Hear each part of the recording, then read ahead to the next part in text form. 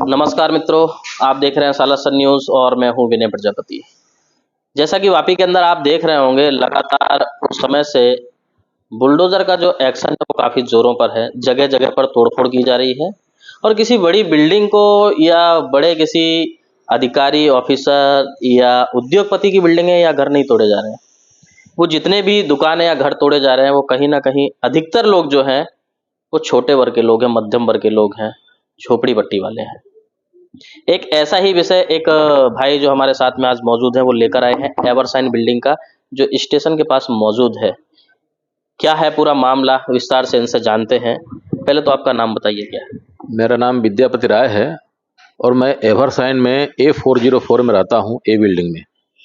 और मेरे साथ वाकया ये हुआ है कि मैं जब बिल्डिंग लिया था तो मैंने बिल्डर को बोला कि भाई मुझे पूरा पेपर चाहिए, तो बोला कि थोड़ा सा रजिस्ट्री होने के बाद नगर पालिका और ये सब में थोड़ा टाइम लगता है। अभी हमने बिल्डिंग लेने के बाद कंटिन्यू उसके साथ संपर्क किया कि भाई मेरा पेपर दे दीजिए, तो उसके साथ तू मैं गाली गलौज तक आया, जिसमें 2022 जुलाई में मैंने उसके ऊपर कंप्लेंट डाला था लिखित में।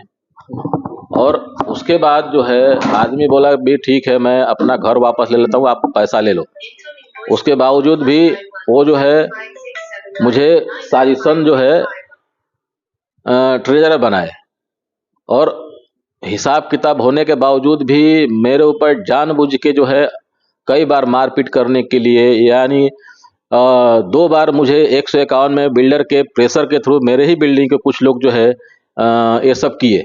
ये सारी घटनाएं बनी क्यों, किस वजह से? अब घटनाएं बनी इसके वजह से कि अभी बिल्डिंग जो है पेपर कुछ है ही नहीं, नगर पालिका केवल परवानगी नंबर दिया है। उसके बाद हम बीयू सर्टिफिकेट मांगे बिल्डर से, तो टाल मटोल करते रहा। मैंने बोला कम्प्लीकेशन सर्टिफिकेट दो, तभी टाल मटोल करता रहा। तो मैंने एक बार मामला जो है हिसाब किताब के नाम पे मेरे ऊपर टार्चर करने लगे और धमकी देने लगे कि मारूंगा पीटूंगा, जिसका मुझे वीडियो भी प्रूफ है, ऑडियो भी क्लिप है। ये सब कौन कर रहा था? बिल्डर? ये बिल्डर करवा रहा था। किससे? इसमें राजकुमार गुप्ता है, महेंद्र यादव है, संतोष यादव है, अनिल यादव है। ये सभी बिल्डिंग में ही रहते हैं? हाँ, अनिल यादव तो यहाँ तक गिर गया कि हिसाब सब कुछ सही होने के बावजूद भी मेरे नाम पे मेरा 75,000 रुपया बिल्डिंग से लेना निकलता है और मैं एडवांस में 1 साल का उनको मेंटेनेंस दिया, फिर भी मेरा झगड़ा करने के लिए वो मेंटेनेंस को एंट्री नहीं कर रहे हैं और ना उसका रिसीव दे रहे हैं। अच्छा, दूसरा जैसे आपने बताया कि बिल्डिंग इनलीगल है, हाँ। तो जितनी बिल्डिंगें बनी हैं वो सारी हैं क्या, या फिर कोई 1-2 बिल्डिंग? अब वो बाकी के तो बारे में आइडिया नहीं है, मगर मेरे बिल्डिंग का जो मैंने पता निकाला, इसमें आरटीआई दाखिल किया, तो उसमें आरटीआई में नगर पालिका लिखित में दिया है कि जो आप मांग रहे हो हमारे डॉक्यूमेंट में उपलब्ध नहीं है। जो गुजराती कौन सी विंग है वो? ए विंग है। ए विंग है। ए विंग है। और उसमें और पता चला कि जब ज़्यादा अंदर तक गया तो उसमें मालूम पड़ा कि ये बिल्डिंग तो 4-4 ये बना है, 4 ही फ्लैट का एक बिल्डिंग बना है। अब 4-4 की जगह पे ये 8 हो गया है, 8 का जो है 160 फ्लैट हो गया है। यानी कि 4 माले तक का परमिशन है, उससे ज्यादा बिल्डिंग बन गई है? 10 माले तक का है, परमिशन दिया है, मगर एक फ्लोर पे 4 ही फ्लैट है। 4 ही फ्लैट बन सकते हैं एक फ्लोर पे? एक फ्लोर पे। आरटीआई जो आपने मारी तो उसमें क्या सवाल थे आपके और क्या जवाब? हमने इसके बाबत में आरटीआई इसलिए मारी क्योंकि ये मेरा बवाल पीछे नहीं हो रहा था और मुझे जान मारने के लिए धमकी दिए थे, जो हमने ऑलरेडी एसपी साहब को, कलेक्टर साहब को और मुख्यमंत्री जी को मैंने मेल किए भी है और ये भी दिया, आरटीआई दाखिल किया। तो उसमें हमने बोला कि भाई मेरे ऊपर इतना अफरा क्यों, मतलब सभी लोग रह रहे हैं, उनके ऊपर कुछ नहीं हो रहा है, मेरे ऊपर ही क्यों हो रहा है। तो मैंने जब पता करने की कोशिश किया तो कुछ लोगों ने हमको बताया कि तुम्हारे इस वजह की वजह से तुमको ये कर रहा, तो मैंने आरटीआई दाखिल किया। उसमें बिल्डिंग जो है केवल परवानगी नंबर दिया है, उसके बाद बिल्डर ने नगर पालिका को कुछ भी पेपर सबमिट नहीं किया है। ए विंग का और बी विंग का भी। बी विंग का भी वही हालत है। नगर पालिका ने और भी कुछ आपको दिया लिखित में?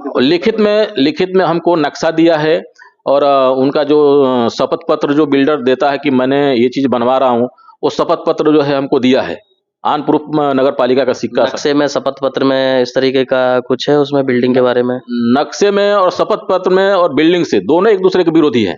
अच्छा, अलग अलग है? ये अलग अलग है। नक्शे में एक फ्लोर पे 4 फ्लैट है, फर्स्ट फ्लोर पे हॉस्पिटल है, भूगर्भ में पार्किंग है, भूगर्भ है ही नहीं, हॉस्पिटल का कुछ पता नहीं है, और क्या नाम है, बिल्डिंग अनलीगल बनाने का मतलब यहाँ तू में एक दूसरे के जान। ये सारी जानकारियां जो आप बता रहे हैं, आपको ये पुख्ता किस तरीके से पता चली कि ये हमने हकीकत नगर है? पालिका से निकाला है और नगर पालिका ने ही ये चीजें आपको नगर दी? पालिका ने ही ये बताया है हमको, तभी मुझे जो है बिल्डर के संपर्क किया, मगर बिल्डर जो है गाली गलौज और मारपीट धमकी देना शुरू कर दिया, जिसमें मारपीट करने के लिए हमको दो बार बिल्डर की वजह से मैं 151 में गया हूं, जो कि मेरा कुछ मालूम ही नहीं कि मैं क्यों गया हूं। मैं पूछने पे लोग बोलते हैं हिसाब का, मगर हिसाब का कोई मैटर ही नहीं है। जिस हिसाब में जब सामने वाला बोल रहा है कि पैसा किसी और ने चुराया है, तो इसमें जबरदस्ती महेंद्र यादव, संतोष यादव और राजकुमार गुप्ता, उसका लड़का सोनू गुप्ता और अनिल, और एक जो है एक दो लोग और हैं। तो बिल्डर के द्वारा आपको फिर डराया धमकाया भी जा रहा होगा? डराया धमका जा रहा है, उसका पुरजोर कोशिश है। उसी का नतीजा ये है कि हमको एसपी में मेल करना पड़ा और कलेक्टर सर को मैंने एप्लीकेशन दे के आया, नगर पालिका में भी एप्लीकेशन दे के आया, और मुख्यमंत्री पुलिस स्टेशन में अभी नहीं दिया हूँ, क्योंकि पुलिस स्टेशन में जाता हूँ वो लोग प्रूफ मांगते हैं, और शब्द बोलने का, गाली गलौज का कोई प्रूफ नहीं रहता है, क्योंकि वहाँ प्रूफ एसपी और कलेक्टर को आपने लिखित में डाला है। पहले भी डाला था, आज मैं एसपी में नहीं डाला हूँ, मैंने डीएम साहब को दिया है, क्योंकि हर बार पुलिस चौकी में जाता हूँ तो वो लोग बोलते हैं कि ये सिविल का मामला है, मेरा मामला नहीं है।